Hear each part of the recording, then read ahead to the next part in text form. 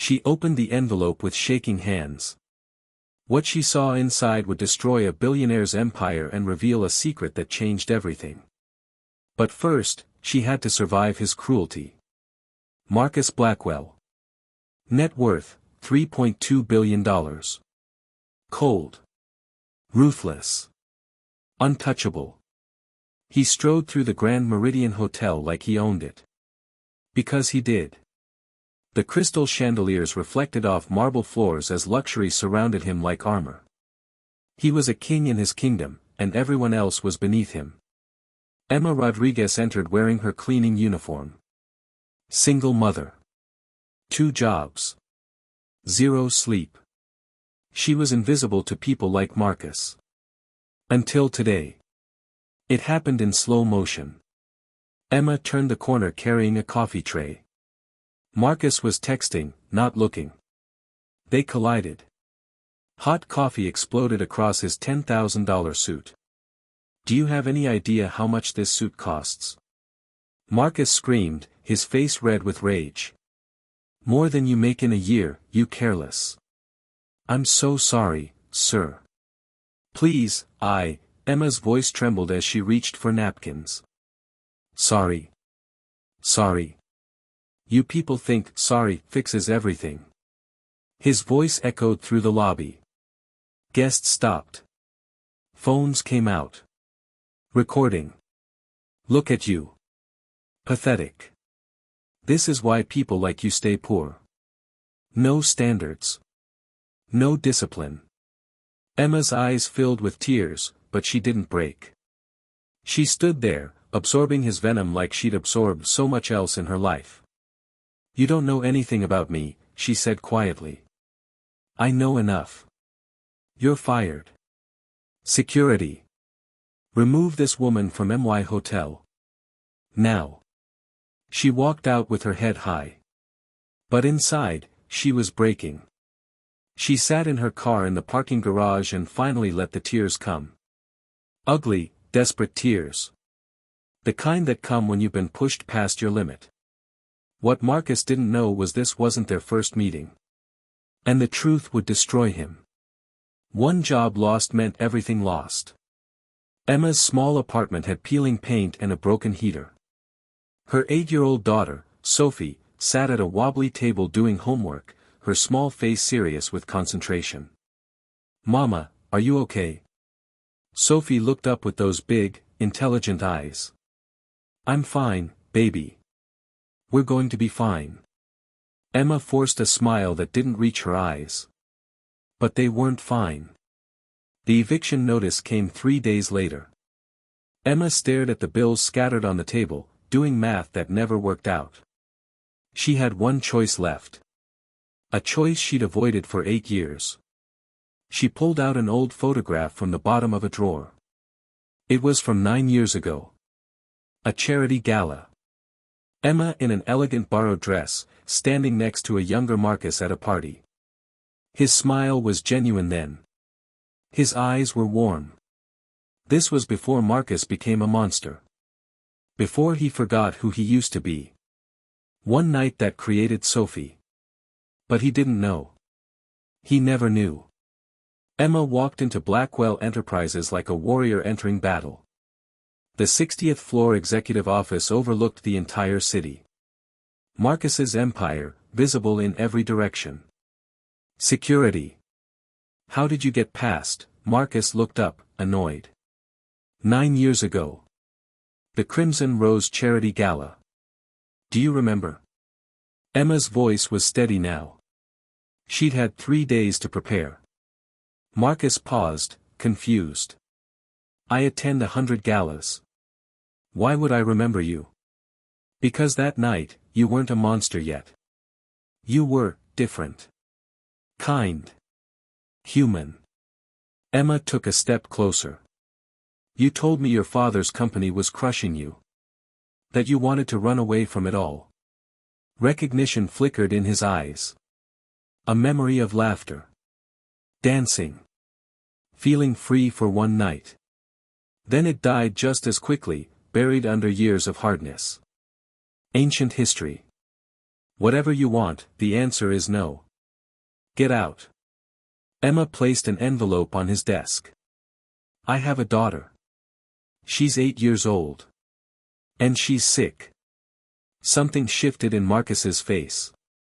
Not my problem. Plenty of charities. She has your eyes, Marcus. Your smile. Your blood type. The words hung in the air like a guillotine. The city sound seemed far away. Time stopped. You're trying to scam me. Marcus's voice went cold, calculating. How many desperate women come here with the same story? Take the test. Prove me wrong. I'll take your test. And when it comes back negative, I'll sue you for everything you don't have. Deal? Emma nodded and turned to leave. She walked out knowing everything was about to change. 14 days. 336 hours. 20,160 minutes of hell. Marcus sat in his penthouse staring at the city, unusually quiet. He told himself it was impossible. But late at night, memories crept back. Her smile. Her kindness. The way she'd listened when he talked about his fears. The only night in 10 years he'd felt truly alive. His phone rang. The clinic. Mr. Blackwell, your results are ready. For the first time in 20 years, Marcus Blackwell was afraid. The private medical office was sterile and silent. Emma sat in one chair. Marcus in another. A doctor between them holding 2 envelopes. I've reviewed the results 3 times to be certain, the doctor said carefully. Mr. Blackwell, you are Sophie's biological father. Probability, 99.97%. Marcus's face drained of color. The arrogant billionaire. The untouchable CEO. The man who humiliated her in front of the world, was a father. He stood abruptly and walked to the window, staring at nothing. Why didn't you tell me? His voice cracked. I tried. 3 times. Your lawyers threatened me with restraining orders.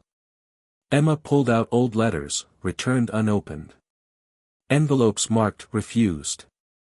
That's not. Marcus couldn't finish the sentence. You became someone else, Marcus. Someone I didn't recognize. Someone who fires cleaning staff for accidents. Someone who destroys people for sport. Marcus turned. Tears were streaming down his face for the first time in decades. I have a daughter. Asterisk had star. You had a daughter. For 8 years. And you never knew because you stopped seeing people as people. The most powerful man in the city was powerless. Marcus stood outside room 412 in the Children's Hospital Pediatric Oncology Ward. Inside was a stranger. His daughter. He pushed the door open slowly. Sophie was reading a book, and 4 in her small arm. She looked up. Are you the mean man who made Mama cry? Marcus froze, devastated. Yes. I am. And I'm so sorry. Mama says sorry is just a word. Actions matter. Sophie's voice was matter-of-fact. Wise beyond her years. Marcus sat down, keeping his distance. You're very wise. Like your mother. Are you really my dad? Marcus nodded, unable to speak past the lump in his throat. I always wondered what you'd be like. I thought you'd be nicer. Those words cut deeper than any business deal gone wrong. Deeper than any boardroom betrayal. For 20 years, Marcus built an empire. In 20 seconds, his daughter tore it down. Sophie extended a small hand. But Mama says people can change. Can you? Marcus took her hand, tears falling freely now. And in that moment, she rebuilt him into something better. 6 months passed. Marcus sold his yacht and paid for Sophie's treatment. The best doctors. The best care. But more importantly, he showed up. Every single day. He read bedtime stories. Brought her favorite books. Learned about her dreams. Met her friends. Became what he should have been all along. Emma found him in the hospital cafeteria one evening. She's responding to treatment. The doctors are hopeful. Emma, I know I can never take back what I said. What I did. No. You can't. But I can try to deserve the gift you gave me. A daughter. A second chance. Emma's walls finally started to crack. She adores you, you know. Talks about her dad constantly. I don't deserve her. Or you, Marcus said, his voice breaking. No. But you're trying. And that's something. The arrogant billionaire was learning what money couldn't buy. Redemption. The scan results came back on a Tuesday.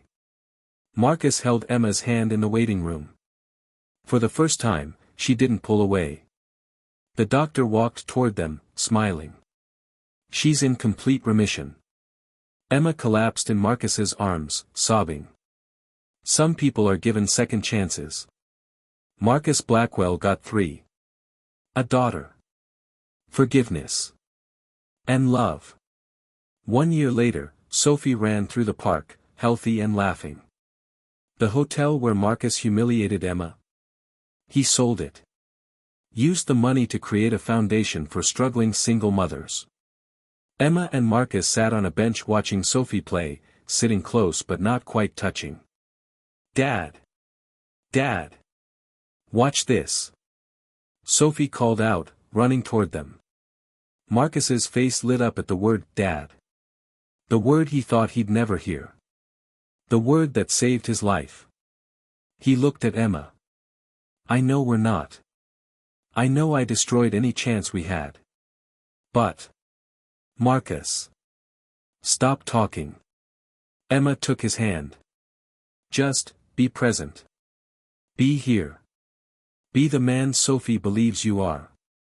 Sophie ran back and jumped into both their arms, and for the first time, they felt like a family.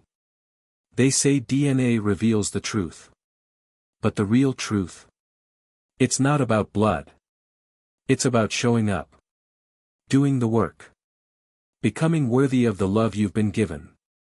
Marcus Blackwell learned the hardest lesson of all. You can't buy back the past. But if you're brave enough, you can build a better future. Sometimes the people we hurt the most are the ones who save us.